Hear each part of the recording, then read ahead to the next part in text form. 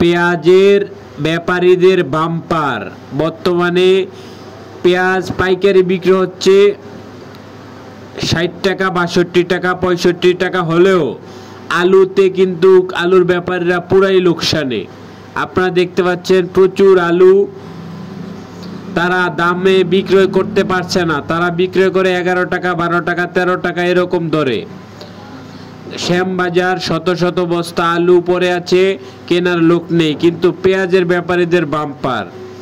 আজকে শ্যামবাজার পেঁয়াজের পাইকারি বিক্রয় হয়েছে 61, 62, 65 এরকম দরে। আপনারা দেখতে পাচ্ছেন ভালো ভালো ডায়মন্ড আলু, এই আলুগুলো আজ বিক্রি হচ্ছে 12 টাকা, 13 টাকা। এই আলুর ব্যাপারীরা এত লোকসানের পরও তারা হাত নেড়ে অভিনন্দন জানাইতেছে আমাদেরকে যে আলহামদুলিল্লাহ, আল্লাহ যা করে ভালোর জন্যই করে।